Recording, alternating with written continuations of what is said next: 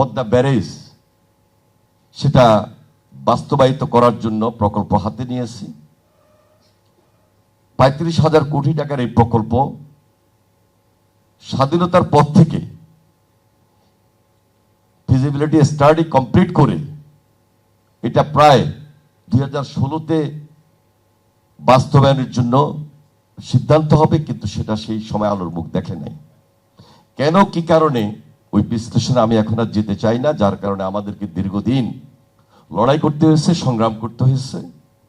আজকে আমরা যখন নির্বাচিত হলাম, স্বাভাবিক কারণে এই দায়িত্বটুকু আমাদের উপর বর্তায়। আমরা ইতিমধ্যে এই প্রজেক্ট হাতে নিয়েছি এবং এই প্রজেক্টের সঙ্গে বাংলাদেশের 1/3 মানুষের ভাগ্য জড়িত। সর্বোপরি বাংলাদেশের মানুষের ভাগ্য জড়িত, 7 কোটি মানুষের ভাগ্য জড়িত। সেখানে অর্থনৈতিক রূপান্তরের কথা বলেন আর কৃষির সামগ্রিক আন্দোলন বা বিপ্লবের কথা বলেন, আমরা সেই দিকে বেশি বেশি নজর দিয়েছি। এখন নতুন চ্যালেঞ্জ আমাদের জন্য তিস্তার উপর আমাদের গত কয়েক বছর যাবত বিভিন্ন মিডিয়াতে এসেছে, কথা এসেছে, সরকার টু সরকার আলোচনা হয়েছে, সমাধান হয় নাই এবং কোনো স্টাডি আমাদের হাতের মধ্যে নাই। আমরা কিছু কনসেপ্টের উপর এগিয়ে যাচ্ছি। যেহেতু আমরা এখন নির্বাচিত, দায়িত্বশীল, নির্বাচনের আগে আমরা কমিটমেন্ট করেছি আমাদের মাননীয় প্রধানমন্ত্রী জাতির সামনে,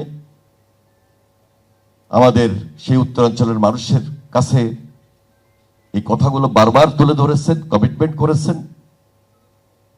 সেখানে আমরা নতুনভাবে খুব শীঘ্রই স্টাডি কমপ্লিট করে আমাদের এই প্রজেক্টটাকে দৃশ্যমান করে আনার চেষ্টা করছি। এবং এই স্টাডিটা কমপ্লিট হতে গেলে আমাদের সময় নিতে হবে এবং এই সময়টা খুব কম নয়। তারপর খুব দ্রুততার সহিত আমাদের পানি সম্পদ মন্ত্রণালয়ের অধীনস্থ ট্রাস্টি অর্গানাইজেশন IWM, CGIS, আমাদের এই ডিপার্টমেন্টের ওয়ারফো, যারা খুব রিসার্চ করে বাস্তবিক আকারে বাংলাদেশের স্বার্থ রক্ষা করে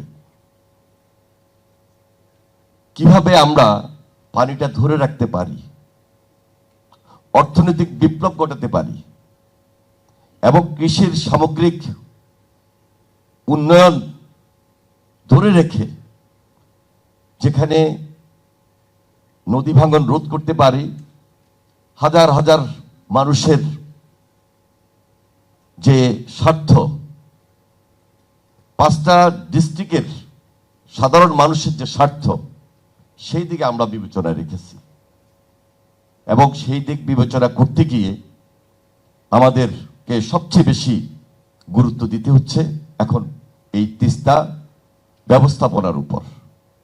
তিস্তা নদী অববাহিকায় যারা বসবাস করেন, সেখানে 2টা মৌসুম, একটা হলো শুষ্ক মৌসুম যেখানে পানি নাই, মরুভূমি, আরেকটা হলো বর্ষা মৌসুমে যেখানে এত বেশি পানির স্রোত, উজান থেকে যে পানিটা আসছে সে পানির স্পিডে আমাদের নদী ভাঙন এবং নদীর গতি প্রকৃতি প্রবাহ কোন দিক থেকে কোন দিক যাচ্ছে এটা আমাদের নিয়ন্ত্রণে এখন পর্যন্ত নাই।